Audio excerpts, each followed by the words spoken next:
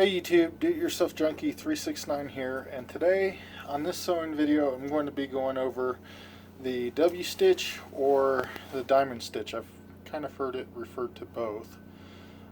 Usually the W stitches I've seen online are just one half of the diamond, where the diamond would be more like a double W.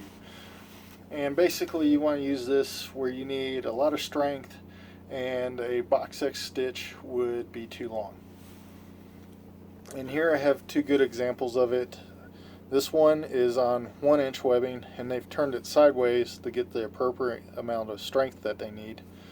And then this is on a rigger's belt, which is this video's project, and this is actually one that I've already sewn. On this one they did a normal, or I did a normal diamond or W stitch, but then also I have stitching on both ends of it as well to increase the strength. And basically this one runs lengthwise, mainly because the webbing is long enough and has enough space. So real quick, materials that you'll need to do this belt, and you need a, well, you don't need it, but a covert buckle would be great, and I like this extended opening one. It just makes it easier to insert the free end of the belt through there, especially since there's hook and loop material on that end, which builds up the thickness quite a bit.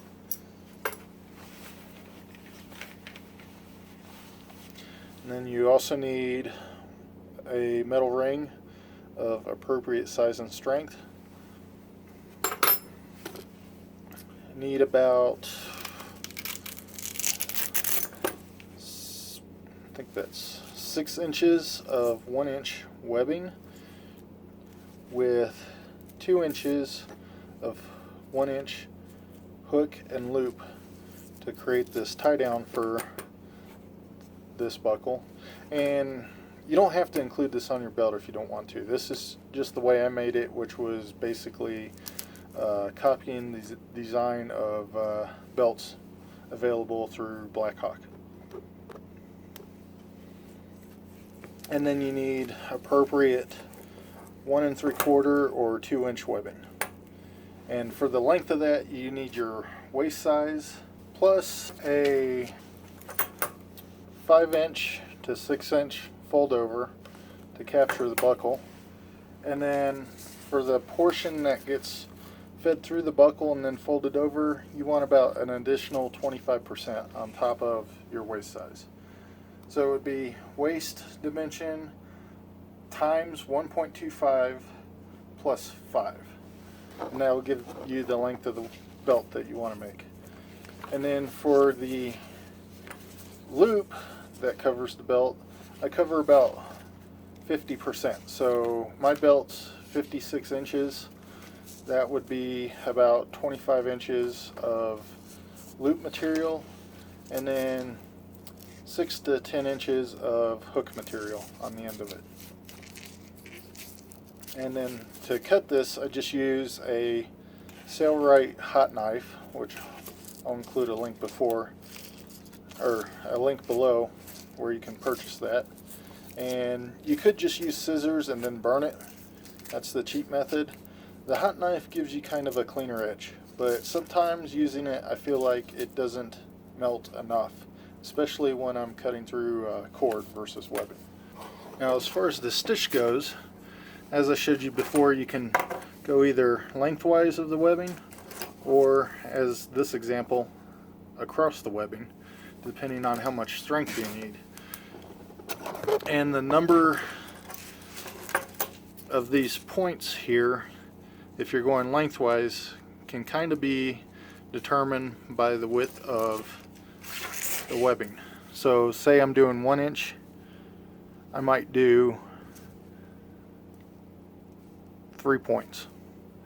And then on that stitch, you would stitch down the long edge, back up to the middle point, back down,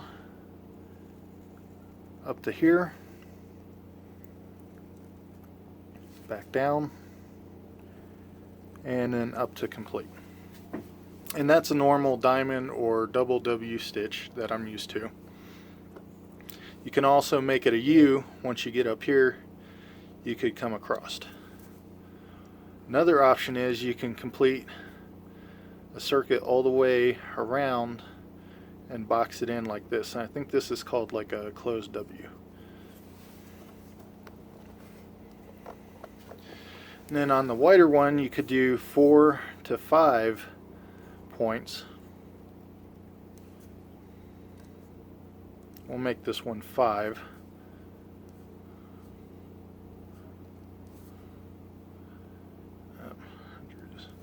And basically it's done the same way. You just do a zigzag pattern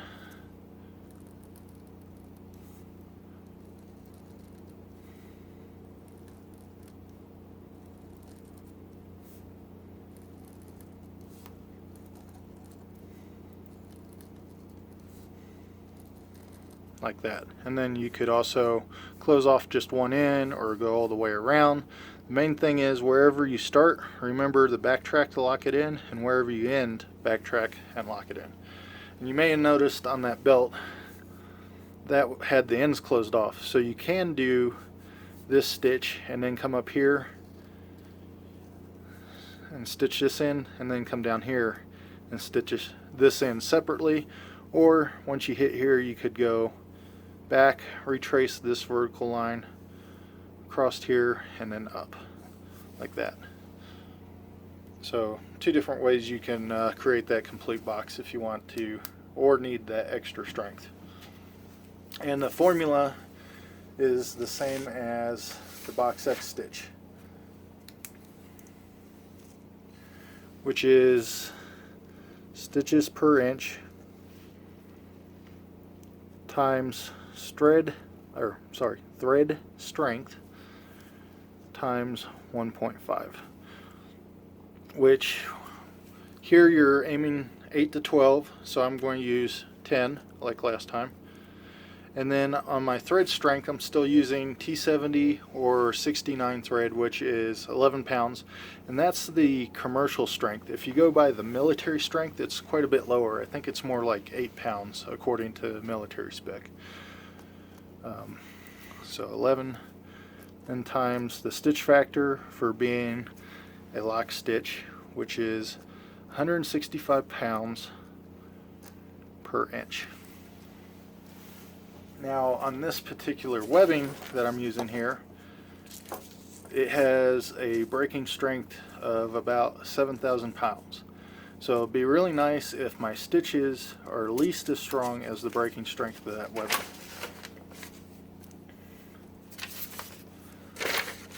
So we would do 7,000 pounds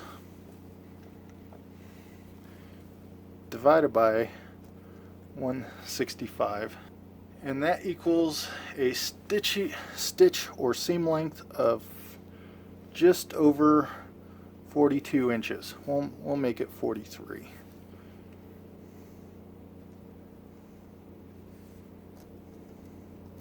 Which is a long seam, but you got to remember that's all of this distance included here.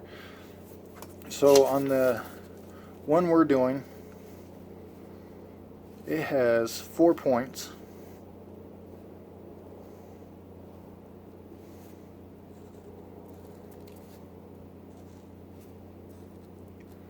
A little rushing a little bit here.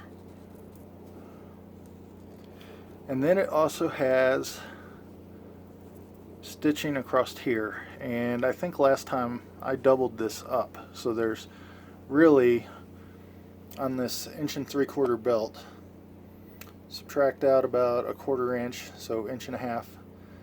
That's 3 inches up there and 3 inches down there for a total seam length of 6 inches. So 43 minus 6, that means we need an additional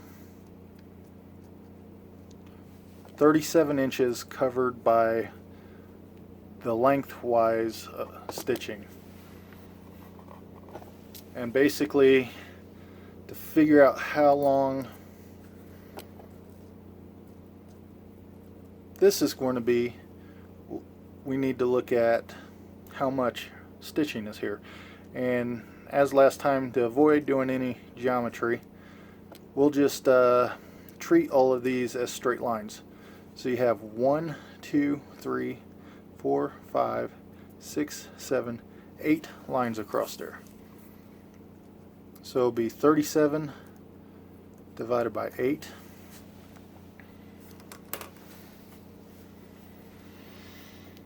Which is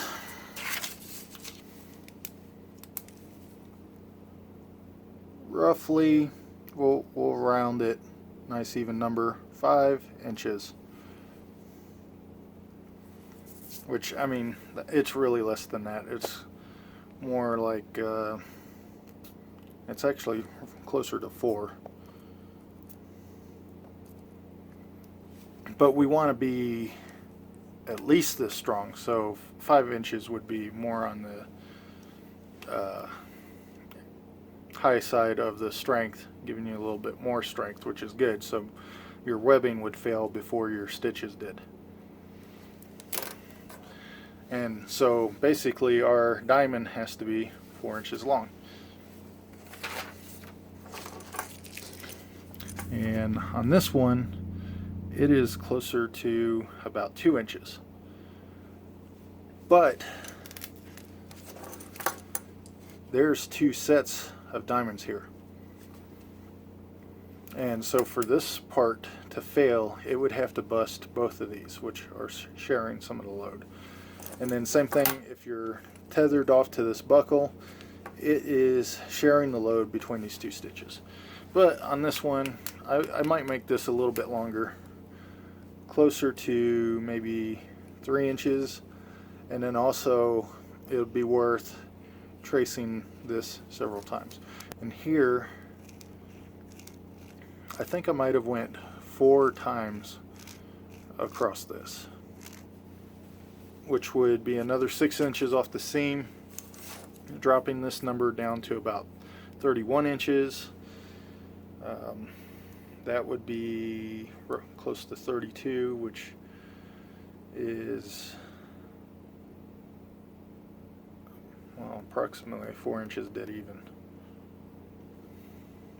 So that's one thing there. Another thing is I could make it a 5-point diamond, which would basically add 2 more lines in here. So instead of dividing by 8, would be dividing by 10, which would drop 32. That would be closer to 3 inches.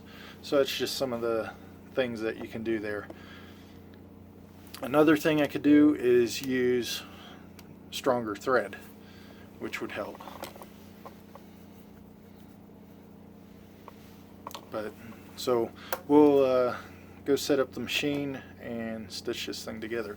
And I'm going to basically cover this portion here. Is really easy. You go out there, you box stitch your loop and your hook to this piece of webbing, then you do a box stitch it to the belt so that it folds over like that, locking down the buckle. And then on the other end, the long piece of loop, you just do a stitch around the whole exterior and then come up through the center to tie down the center instead of trying to do a box stitch that's 25 inches long.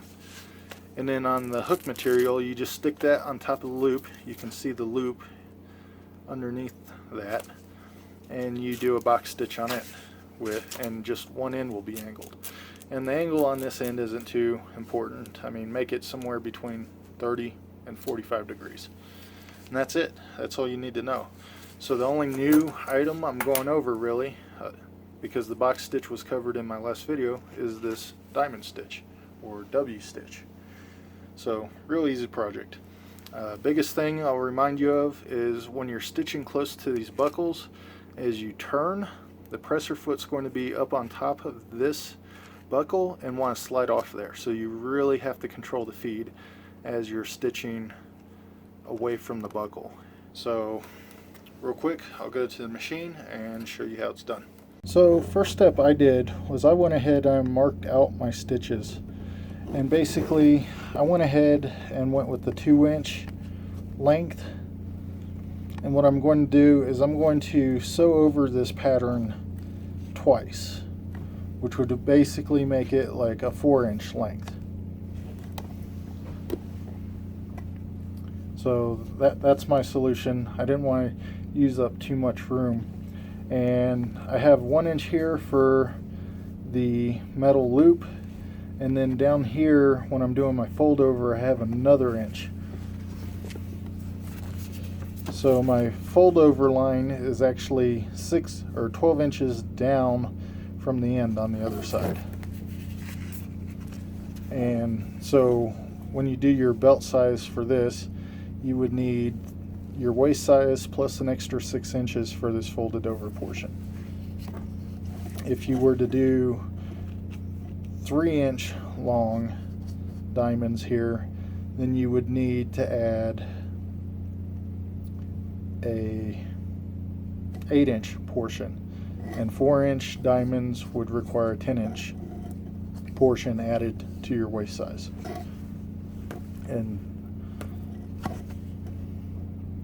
so that's one way to shorten this up, is to trace over it twice. So here's going to be probably more like 4 times back and forth, as I said, and then twice on this pattern, and that'll get me pretty close to the breaking strength, having my seams be the same breaking strength as this webbing. But that's my solution. You can go a different route. Like I said, using stronger thread, which I don't have, would allow you to have a different seam length as well. So next step is to, oh, and I trace these because this is a really hard stitch to just freehand. So it's nice to have a line to trace along as you're sewing. So next step would be to sew the buckles onto the belt. So we'll go do that.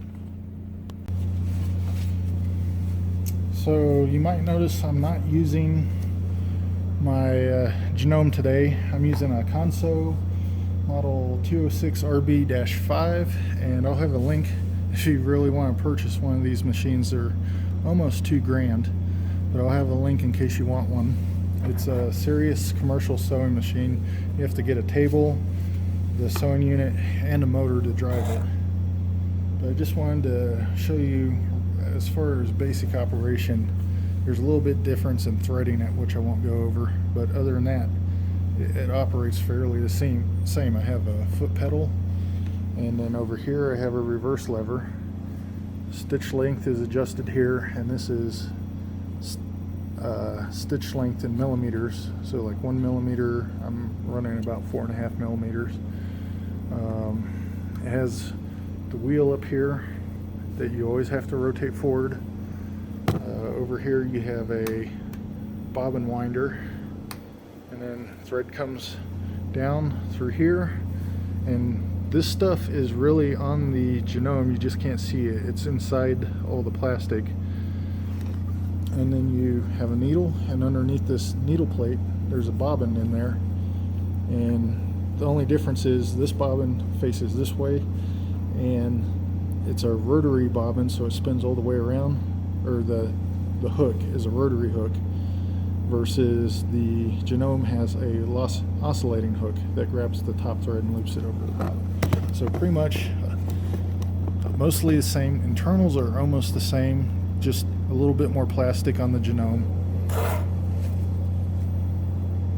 And I can't really tell any difference in sewing capacity, but let's get this buckle on here and sew everything up. And on the commercial belts I've bought, the buckle, this information faces out, and then obviously this is the adjustable end, so you want to thread material through the non-adjustable end. You just put that in there, and then since the tops are closed off, I start stitching along this end.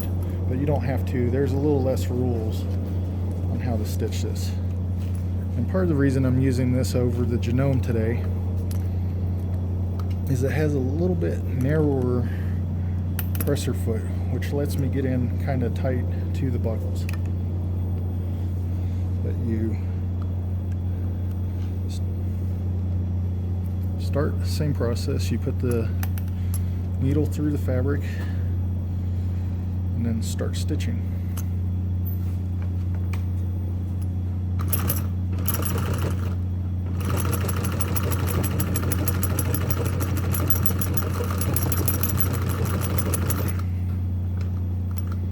Then hand walk and turn. And this is where I said the pressure foot is a bit of a problem, especially with this thick buckle.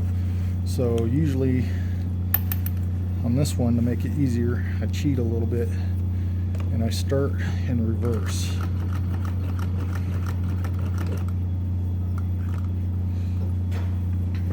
And when I get away from the buckle, you can turn around and stitch as normal.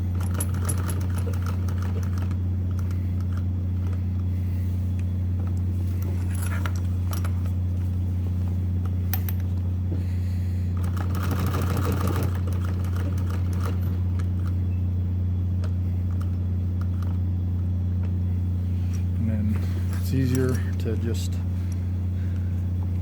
stitch in reverse.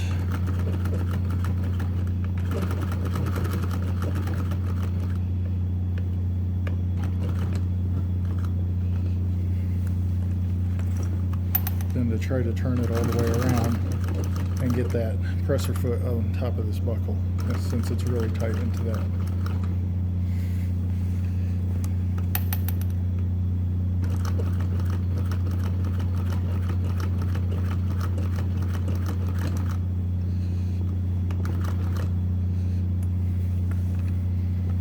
Once you finish one W, you go back over the second one, the alternating one.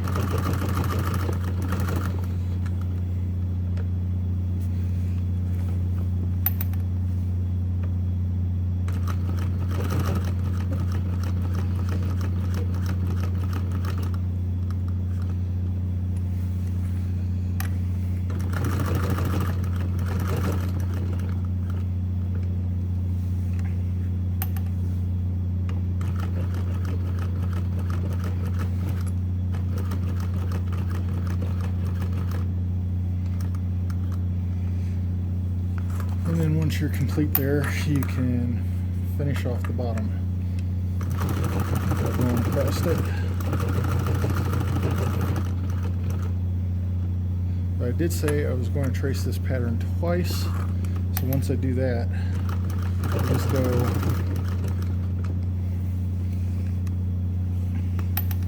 back along the pattern a second time.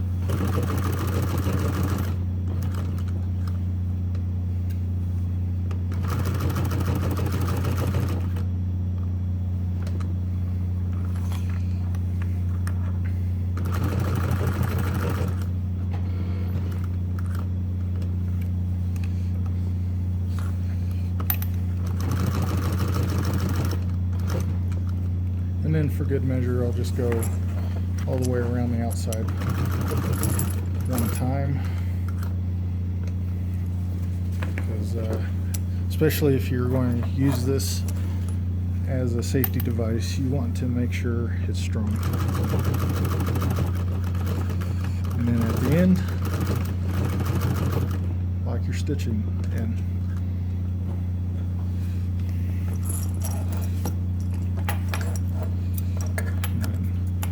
Same thing, make sure you pull out enough thread so it doesn't accidentally suck back in the needle when the needle goes down for that first time.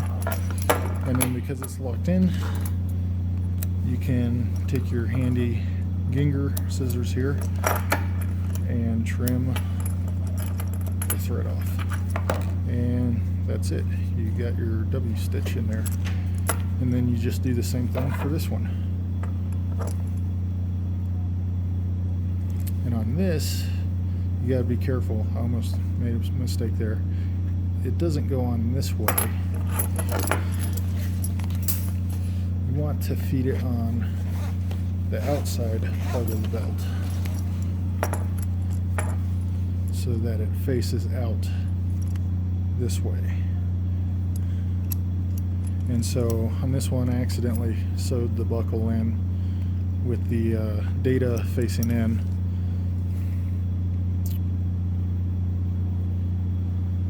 So, you know what? Because of that buckle design, that really should go on the inside. So we'll just make this face out like that and not worry about too much how it looks. But on yours, you'd want this to be the inside of the belt. So this would face out and this would face out. Made a little bit of a mistake there, but it won't affect the performance of it, just how it looks. And try to get this buckle pushed up to that stitching as tight as you can. And same thing as the last one, start up there with the pressure foot as tight against the buckle as you can. Lock it in. And I just go ahead and do both passes there.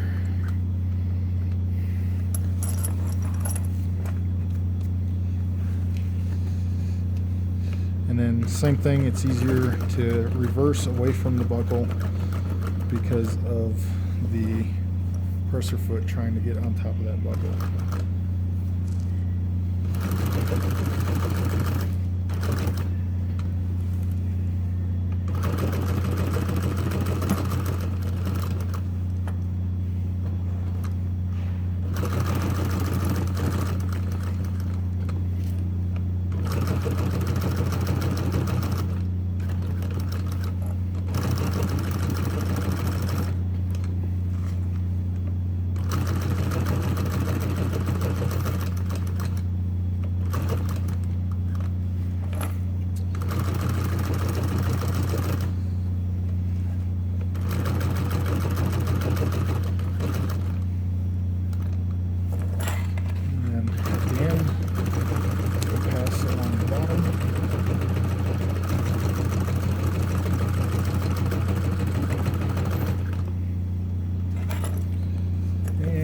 Retrace back along the whole pattern.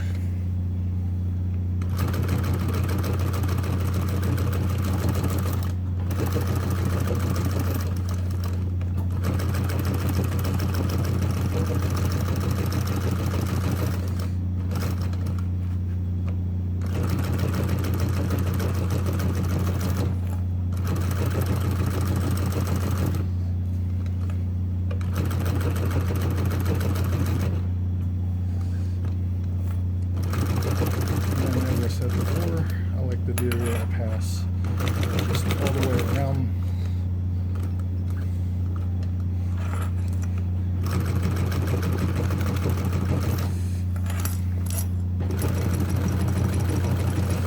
And lock in that end stitch.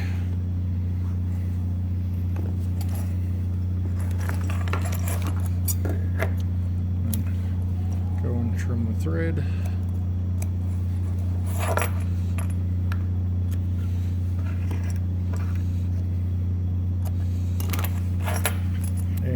That's it. And like I said, I kind of messed up on this one. This should be facing the other way and this should be facing the other way so that when you put the belt on, this is to the inside and the nicer section is facing out. But no big deal. And next step will be to finish the belt out by adding the retention strap here, the loop material here, and the hook material down here on this end, which, since it's all back stitches and normal stitching, I'll just speed through that really quick.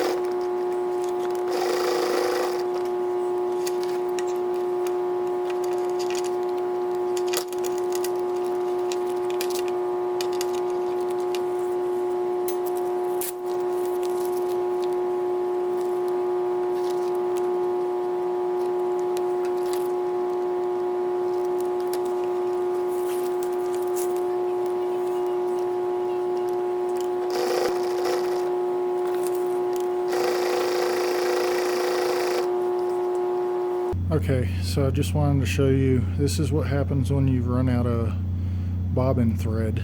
Basically, stitch isn't formed and you're left with a trail of top thread. So what I do is trim it real close.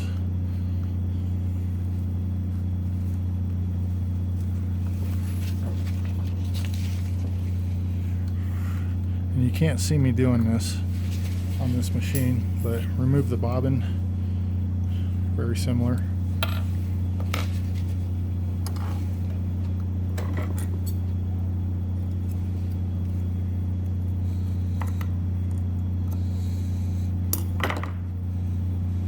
And then get your full bobbin, and it loads in the same way. So you want to unwrap into that slot and go under the spring. Leave about 4 to 6 inches loose, and then install it. And you hear a click as it goes in. Hold some tension on the top thread, cycle the machine to bring up the bottom thread, and then just grab it and flick it out of there, and you're done.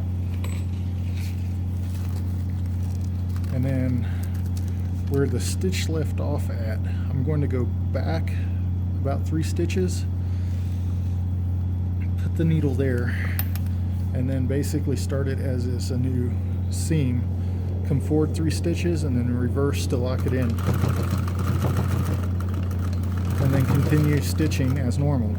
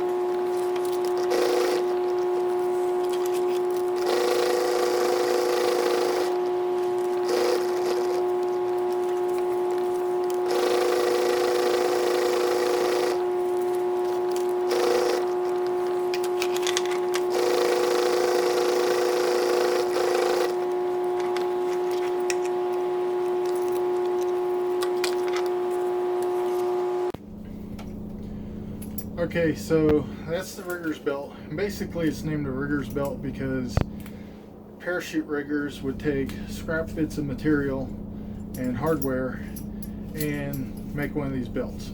That's it. So really, the form of it could be almost anything. You could have a different buckle on here. You could make it without this D-ring. It doesn't have to be this webbing. It doesn't have to hold 7,000 pounds. It could be whatever you have laying around that makes a belt that you like. So basically, I focused on the diamond or double W stitch here because that's what the video is about. But real quick, I did a box stitch here, or box stitch here on this Velcro material, and then a box stitch to attach this 1-inch webbing to the belt. And there's not much there as far as measuring. It was just folded over, stretch it out as tight as I could, mark it, and then sew it down. Then on this side, the outside of it, I've got the loop here, and you notice I didn't do a box stitch on it. I just went around the perimeter and down, and then down the center to hold it down. That's because a 28-inch box stitch is pretty tough to pull off. I mean, that's ridiculous. And then here where I attached this hook, I did do a box stitch, mainly because there's 3 layers of fabric here, and I really wanted to mash that down. And then wearing the belts, simple. You just feed it through.